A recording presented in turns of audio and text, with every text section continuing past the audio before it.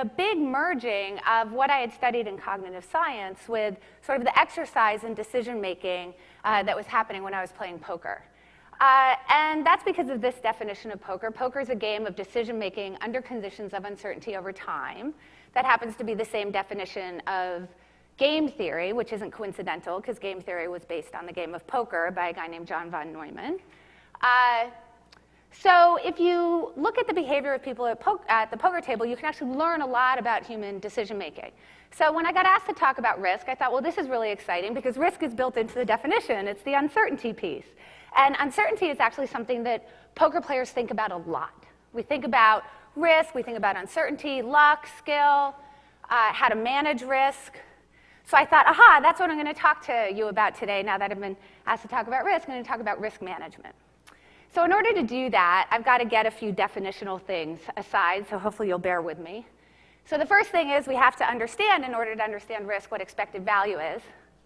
Expected value is the theoretical net positive or negative of a given event over time. So let me give you a concrete example. So here's a simple expected value calculation. In 2004, I played in the Tournament of Champions. That was a winner-take-all $2 million prize event. There were 10 of us in the tournament. So if you assume we were all of equal skill, which is a bad assumption, there were lots of people who were much better than me in that, then each of us would win the tournament 10% of the time, because there's 10 of us. So my expected value would have been $200,000. We all can think about a coin flip, so heads and tails are 50-50. So let's say that I were to flip with one of you in the audience, and I said, if you call it right, I'm going to give you $20, and if you call it wrong, you have to give me $10. That's a net positive of $10 for you when you win versus you lose, but you're only going to win at half the time, so we have to multiply that by a half. So your expected value is $5 a flip. But that's a theoretical number, because obviously if you're winning 20 when you win and you're losing 10 when you lose, you never actually get handed $5. That's just the theoretical value of each flip. And that brings us to the next thing when we think about risk, which is volatility, which leads to the concept of luck, which is how much variation there is around this expected value, the theoretical earn. So I can give you a picture of that. So this is for a coin flip.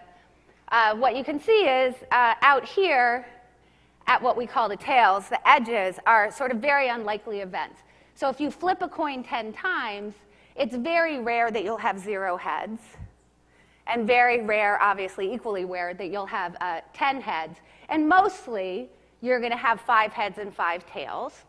But that's just going to be the average result. And on any given time, while I can tell you the probability that you'll have 5 heads or 4 heads or 3 heads or 2 heads or 1 head, we don't actually know for that given time.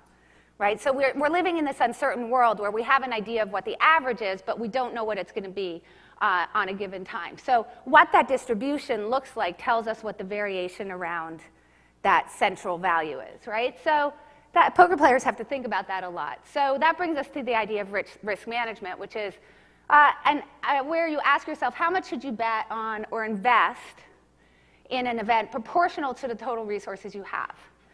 Because you're trying to maximize the probability that you realize this amount of money that you're supposed to make, so you're $5 on a coin flip, but you want to do it before you go broke, right? So you can imagine, even if you're making $5 every coin flip, because I'm giving you $20 for every $10 you lose, you wouldn't want to bet all the money you have in the world on one coin flip, because half the time you would just go broke.